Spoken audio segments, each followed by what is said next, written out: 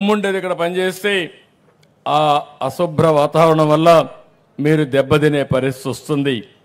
అందుకే ఈరోజు నేను అందరికీ పిలిపించాను. బహిరంగ ప్రదేశాలు కానీ అదే మరి స్కూళ్ళు, కాలేజీలు, ప్రభుత్వ కార్యాలయాలు, ప్రార్థన మందిరాలు, పరిశ్రమలు, ఇది మనందరి బాధ్యత. నేను ఐటీసీని అభినందిస్తున్నా. ఐటీసీ ఒక పేపర్ ఇండస్ట్రీ. ఈరోజు ఒక పేపర్ ఇండస్ట్రీ ఐటీసీ రాష్ట్రం మొత్తం ఈ పేపర్ని రీసైకిల్ చేయడానికి మీరు పాత పుస్తకాలు ఇస్తే కొత్త పుస్తకాలు మీకు ఇస్తున్నారు. మీరు ఆ పాత పుస్తకాలు కానీ ఇంట్లో పారేస్తే అది వృధా అయ్యే పరిస్థితి వస్తుంది. ఈరోజు దీనివల్ల రెండు విధాలుగా లాభం. ఒకటి, ఆ పుస్తకాలు తెచ్చిచ్చిన విద్యార్థులకి కొత్త పుస్తకాలు వస్తాయి, డబ్బులు పెట్టి కొనే పని లేదు. రెండవది, మళ్ళీ చెట్లు నరికే పని లేదు. చెట్లు నరక్కపోతే ఆటోమేటిక్గా మనకు ఆక్సిజన్ ఇస్తాయి. ఇలాంటివన్నీ కూడా మనం గుర్తుపెట్టుకోవాల్సిన అవసరం ఉంది. నేను ఈరోజు ఒకటే అంటున్నాను, ఇది నేనేదో బలవంతం చేస్తున్నానని కాదు. నేను ఒక ముఖ్యమంత్రిగా ప్రజాహితం కోసం ఆలోచిస్తున్నాను, భావితరాల భవిష్యత్తు కోసం ఆలోచిస్తున్నాను. అందుకే స్వచ్ఛ ఆంధ్రప్రదేశ్ అనేది ప్రతి ఒక్కరి భాగస్వామ్యం ఉండాలి. దీన్ని ఉద్యమంగా మనం ముందుకు తీసుకుపోవాల్సిన అవసరం ఉందని చెప్పి కూడా నేను మీకు తెలియజేస్తున్నా.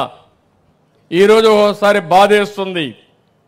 మొన్నే నేను చూశాను, పేపర్లో చూస్తే నాకు వచ్చిన సమాచారం చూస్తే గుర్రంకొండ, చిత్తూరు జిల్లా, ఒక అతను ఒక అమ్మాయిని ప్రేమించానని పెళ్లి చేసుకుంటానని బలవంతం చేస్తే తల్లిదండ్రులు ఆ అమ్మాయికి వేరే పెళ్లి నిశ్చయిస్తే తెల్లవారుజామున పోయి నాటకాలు ఆడి ఆ అమ్మాయిని మభ్యపెట్టి కడాన ఎనలేదన్న ఉద్దేశంతోనో ఏదో ఒకటి పెట్టుకొని ఆ అమ్మాయిని పొడి చేసే పరిస్థితికి వచ్చాడు. చావు బ్రతుకులపైన హాస్పిటల్లో చేరే పరిస్థితి వచ్చింది. నాటకాలు ఆడే పరిస్థితికి వచ్చాడు. ఏదో విషం తాగినట్టు ఏదో ఇద్దరు కలిసి ఆత్మహత్య చేసుకుంటామని చెప్పి మభ్యపెట్టడానికి ప్రయత్నం చేశాడు. ఏమనాలి నాకైతే అర్థం కాదు. మొన్నే నేను చూశాను, గుంటూరులో ఒక దుర్మార్గుడు 2 సార్లు ఆడవాళ్లపైన అత్యాచారం చేస్తే జైలుకు పోయాడు. మళ్ళీ జైలు నుంచి వస్తానే మళ్ళా అత్యాచారం చేసే పరిస్థితికి వచ్చాడు. వాడిని ఏమనాలి నాకైతే అర్థం కావడం లేదు. ఇంకొక అతను నేను చూశాను, 6 సంవత్సరాల అమ్మాయిని 75 సంవత్సరాల వయసు ఉండే వ్యక్తి అత్యాచారం చేసే పరిస్థితికి వచ్చాడు, మానభంగం చేసే పరిస్థితికి వచ్చాడు. వీళ్ళు మనుషులనాలనా మానవ మృగాలనాలనా వీళ్ళని ఏ విధంగా ట్రీట్ చేయాలని అడుగుతున్నా. అందుకే నేను ఒక మాట చెప్పాను, ఈ ప్రభుత్వం నేరస్తుల పట్ల కఠినంగా ఉంటాం, గుండెల్లో రైళ్లు పరిగెత్తిచ్చే విధంగా ఉంటాం. వీళ్ళ మైండ్స్ అన్ని ఖరాబ్ అయిపోయినాయి.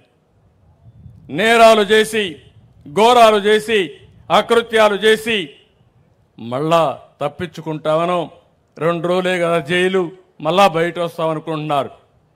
నేను ఒకటే హెచ్చరిస్తున్నా, ఈ ప్రభుత్వం జీరో టాలరెన్స్. ఎవడైనా సరే ఆడబిడ్డల జోలుకొచ్చినా, ఈ గడ్డ పైన నేరాలు చేయాలనుకున్నా అలాంటి వాళ్ళు మాత్రం ఎట్టి పరిస్థితుల్లో వదిలిపెట్టం, ప్రజాహితం కోసం అని మరొక్కసారి మీ అందరికీ విజ్ఞప్తి చేస్తున్నా. ఇలాంటి జరిగినప్పుడు అనిపిస్తుంది, ఏం చేయాలనో మీరు కూడా ఆలోచించుకోవాల్సిన అవసరం ఉంది.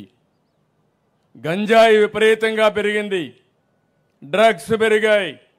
ఈరోజు మీరు చూస్తున్నారు, ఒక విధంగా గంజాయి పైన యుద్ధమే చేస్తున్నాం. డేగా కన్నులు పెట్టాం. ఎవడైనా సరే గంజాయి తాగినా, గంజాయి ఉత్పత్తి చేసినా